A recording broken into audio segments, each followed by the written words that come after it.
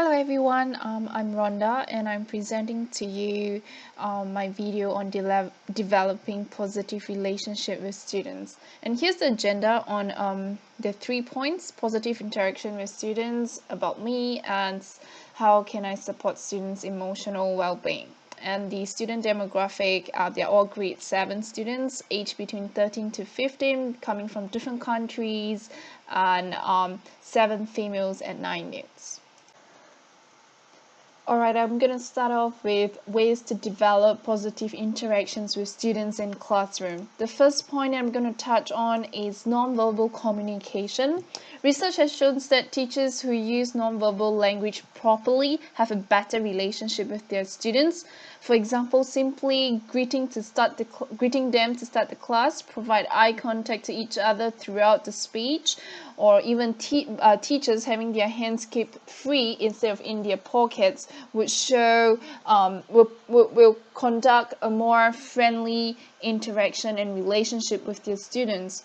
So I'm going to show you some photos and also and followed by a video on how teachers actually create personalized handshake with their students.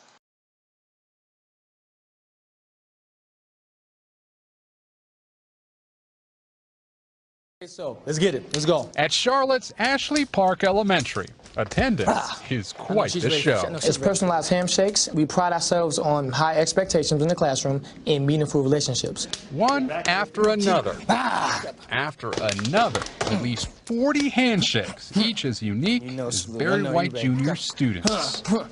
It really just started with me wanting to, bring some joy to my students, and then now, it's blown up. How do you remember every single one? At this point, it's muscle memory. Tanique is always ready. We do it so much every day. I may do it with them at lunch, at recess, and they do it every day when they come to my class. White may have a famous name, but he's one of a handshake. It's definitely about more than a handshake. It's about impacting the student in the most positive way. The students here are mostly lower income. He's just making sure they get a fair shake. They come from some situations that may not be ideal. Well, I felt so inspired because I felt like that I'm welcomed in his class. You come in, you be excited, and you need to get a handshake, then you could come sit down, you'll be already ready. In White's second year teaching, he seems to have found his calling. I feel like this is probably the #1 job in America. A few moments with him, and you notice a lesson for us all. Never underrate the value of relationships with anyone. Another point that is important is verbal communication. Being able to acknowledge and appreciate and provide explicit feedback to students actually gives a chance for you to create and grow a positive relationship with them too. I love having you in my class. I think you're very funny. I think you're amazing. Yes. I think you are brilliant. Yes. I think everyone in here loves you. Yes. Great job.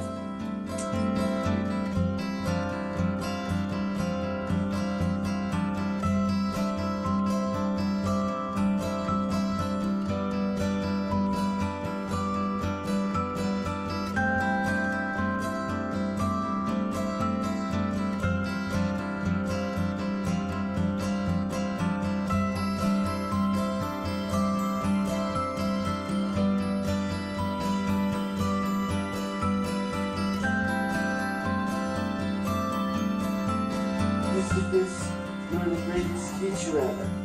Thank you. You're a great student.